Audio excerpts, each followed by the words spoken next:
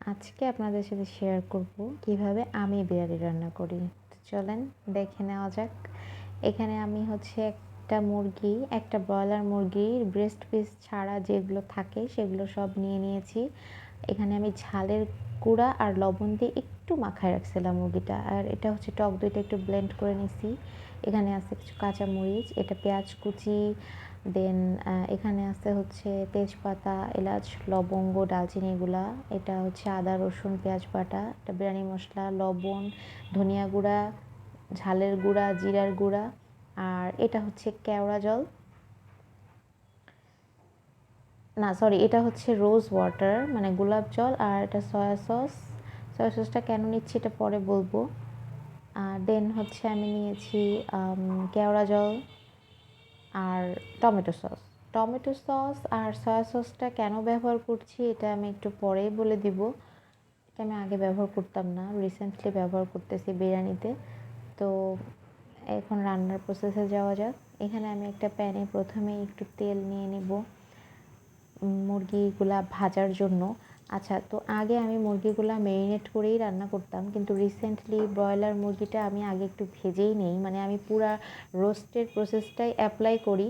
রোস্টটা যেভাবে রান্না করা হয় শুধুমাত্র বাদাম বাটাটা বাদে বাকি প্রসেসটা রোস্টের মতো করেই করি।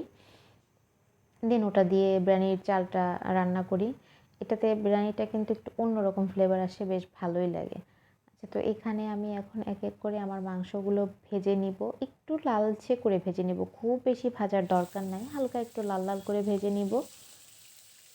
আর সয়া সস আর টমেটো সসটা ইউজ করার কারণ, আমি আগে এটা ইউজ করতাম না, কিন্তু আমার একটা বান্ধবীর বিরিয়ানি আমার খুব ভালো লাগছিল। তো ওর রেসিপি ফলো করে আমি এই সয়া সস আর টমেটো সসটা রিসেন্টলি ইউজ করতেছি। এটা সত্যি বিরিয়ানিতে একটা অন্যরকম ফ্লেভার এনে দেয়, বেশ মানে দোকানের বিরিয়ানির মতো একটা ফ্লেভার মনে হয়। তো যাই হোক, আমার এখানে মুরগিগুলো অলরেডি ভাজা হয়ে গেছে, আমি আর খুব বেশি ভাজবো না। এটা একটু লাল লাল হয়েই আসছে, আপনারা দেখতে পাচ্ছেন। এখন আমি এটাকে নামাই নিব। এটা খুব বেশি ভাজার দরকার নেই, তাহলে কিন্তু মাংসগুলো হার্ড হয়ে যাবে। তো আমি একটু ভেজে লাল করে এখন নামাই নিচ্ছি। এই যে আমার মাংসগুলো রেডি। এখন আমি মশলাটাকে কষাবো। এর জন্য আমি আবার একটা প্যানে পেঁয়াজ কুচি নিয়ে নেব বেশি করে।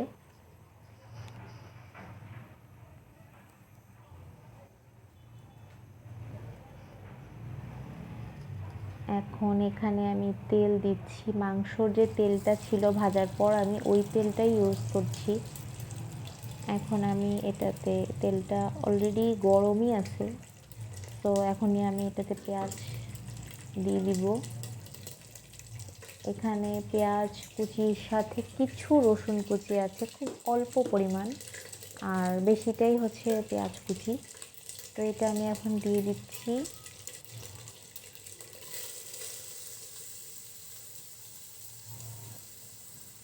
এখন আমার এটাকে একটু ভালো করে নাড়াচাড়া করতে হবে, পেঁয়াজটা একটু লাল হয়ে আসা পর্যন্ত। এই পেঁয়াজটা কিন্তু আমি বেরেস্তা করছি না, শুধু একটু লাল হয়ে আসা পর্যন্ত নাড়াচাড়া করব। দেন আমি একে একে মশলাগুলো দিয়ে দিব।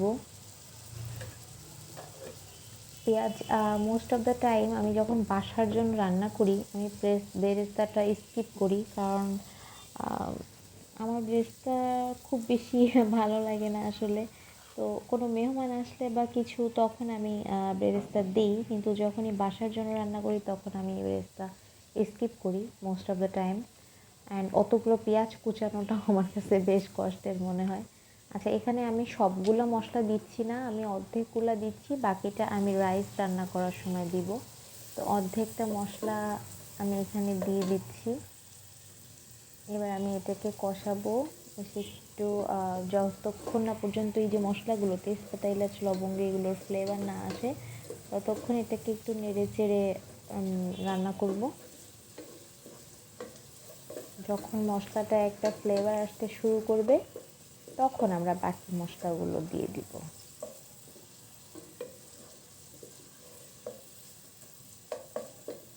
এটা কিন্তু একটু নাড়তে থাকতে হবে, না হলে আবার পেঁয়াজটা পুড়ে যায় অনেক সময়। তো আমি এটা একটু মিডিয়াম আঁচে দিয়ে নাড়াচাড়া করছি। এই যে আমি একটু আঁচটা কমায় দিচ্ছি। এখন আবার একটু নেড়ে চেড়ে এখন আমি এগুলোতে মশলা অ্যাড করব।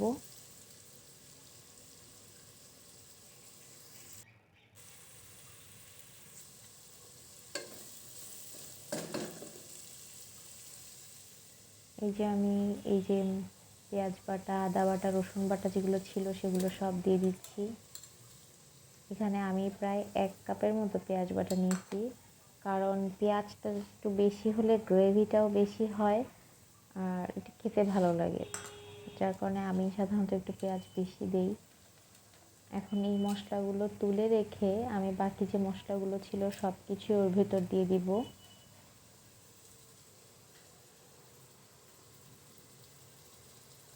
আমি সব মশলাগুলো এখানে দিয়ে দিচ্ছি।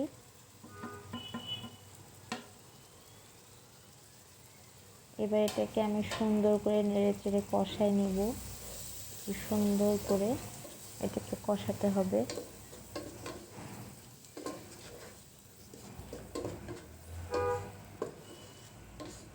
এরপর আমি এখানে টক দই দিব। আচ্ছা, টক দইটা আমি কেন ব্লেন্ড করে নিয়েছি, টক দইটা সাধারণত একটু ব্লেন্ড করলে এটা ফেটে যায় না, কিন্তু এটা ব্লেন্ড না করে দিলে এটা মানে ঝোলের মধ্যে দেওয়ার সাথে সাথেই ঝোলটা কেমন যেন কাটা কাটা হয়ে যায়, দেখতে ভালো লাগে না। এটা আসলে টেস্টের কোনো চেঞ্জ করে না, কিন্তু এটা দেখতে ভালো লাগে না, যার কারণে আমি এখানে টক দইটা সবসময় একটু ফেটেই নিই।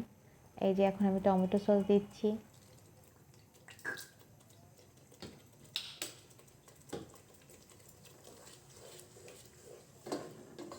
আমরা সুন্দর করে মশলাটাকে কষাবো।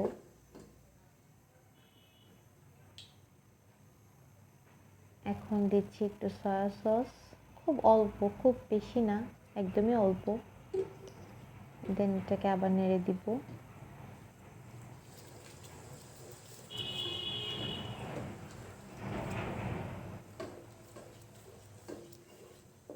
আচ্ছা, এখানে আমি আলাদা করে কোনো টক দই মানে কেনা টক দই ইউজ করি না। আমি বাসায় বানানো টক দই দিয়েই বিরিয়ানি রান্না করি, যার কারণে এটা আমি আলাদা করে আমার দুধও দেওয়া লাগে না। এটা খেতেও খুব ভালো লাগে বাসায় বানানো টক দইটা দিয়ে বিরিয়ানি রান্না করলে। আর এখানে আমি এখন মাংসগুলো দিয়ে দিলাম। এখন মাংসটা আমি রান্না করে নেব, খুব বেশিক্ষণ না, যেহেতু মাংস কিন্তু অলরেডি ভাজার কারণে কিছুটা সিদ্ধ হয়ে গেছে। এখন খুব বেশি রান্না করলে কিন্তু মাংসগুলো একদমই ভেঙে যাবে। এটা আমি জাস্ট অল্প কিছুক্ষণ রান্না করে নেব। আমার রান্না কিন্তু শেষ। যখনই তেলটা উপরে উঠে আসবে আমি মাংসগুলো উঠিয়ে নিব। এখন এই যে আমার চাল রেডি। এখন আমি চালটা চড়াই দিব। আমি চালটা ধুয়ে পানি ঝরাতে দিছিলাম। এখন আমরা আরেকটা প্যানে এই যে তেল দিয়ে এই মশলাগুলো দিলাম। যে মশলাগুলো আমি উঠে রাখছিলাম সেগুলো দিয়ে একটু পেঁয়াজ কুচি দিয়ে নাড়াচাড়া করছি। এর ভিতরে আগে আমরা চালটাকে সুন্দর করে ভেজে নিব।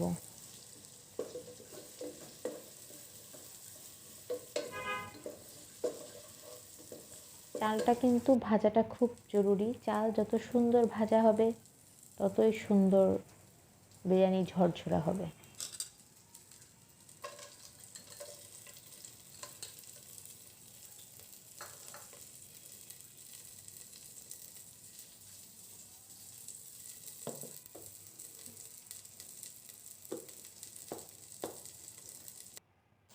এখন এই যে আমরা চাল দিয়ে দিলাম। এখন এটাকে সুন্দর করে ভাজতে হবে যতক্ষণ চাল থেকে একটা শনশন আওয়াজ না হয়, ততক্ষণ আমরা চালটাকে একটু ভেজে নিব। চাল ভাজা যত ভালো হবে বিরিয়ানি তত সুন্দর ঝরঝরা হয়, এটা তো আমরা সবাই জানি। এখন আমি চালটা ভাজতেছি, ভালো করে মশলাগুলোর সাথে আমি চালগুলোকে মাখায় নিচ্ছি। এই যে দেখেন আমার কিন্তু চালের কালারও চেঞ্জ হয়ে গেছে। তো এখন আমার মনে হয় আমার চালটা রান্না হয়ে ভাজা হয়ে গেছে।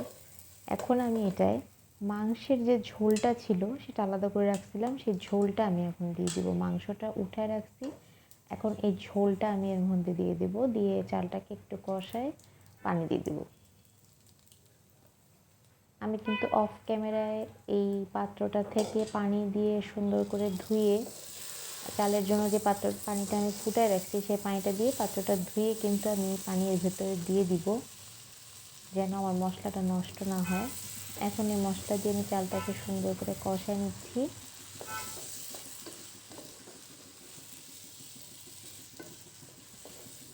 একটু নাড়াচাড়া করে কষায় আমি পানি দিয়ে দেবো। আমি আগে থেকে গরম পানি করে রাখছিলাম, এখানে আমি 2 পট চাল নিছি।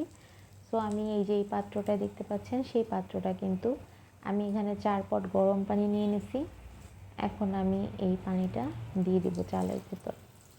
4 পটের থেকে একটু কম নিছি, আমার খেয়াল ছিল না বলতে। আমি 4 পটের থেকে একটু কম নিছি, যেহেতু ঝোলে তো কিছুটা পানি আছে, যার কারণে পানি একটু কম নিতে হবে, নাহলে আমার ভাত একদমই নরম হয়ে যাবে।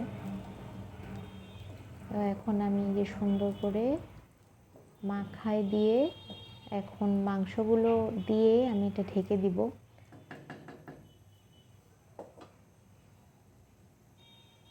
এখন আমি চুলার আঁচটা একটু বাড়াই দেব, বেশ কিছুক্ষণ পানিটা একটু ফুটে আসলেই চুলার আঁচটা তখন আমি কমাই দিব।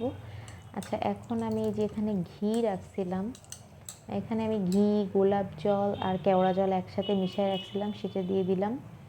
এটা আমি পানি ফুটে আসছে যখন তখন দিচ্ছি, দিয়ে ভালো করে নেড়ে দিলাম যেন সব জায়গায় এটা ভালো মতো যায়। আর আলাদা করে আমি কেন দুধ ইউজ করছি না সেটা আমি আগেই বলছি, আমি দুধটা দিয়েই টক দই বানিয়ে নিয়েছি, যার কারণে আমি আর আলাদা করে দুধ ইউজ করছি না। এখন আমি মাংসগুলো এর উপর থেকে সুন্দর করে দিয়ে দিব, দিয়ে আমি বিরিয়ানিটাকে দমে দিয়ে দিব, মানে অল্প আঁচে দিয়ে ঢেকে দেব আর কি। দেন রেডি হয়ে যাবে আমার বিরিয়ানি। আমার রেসিপিটা আপনাদের কাছে কেমন লাগলো আমাকে অবশ্যই জানাবেন। এই যে দেখেন আমার বিরিয়ানি কিন্তু রেডি।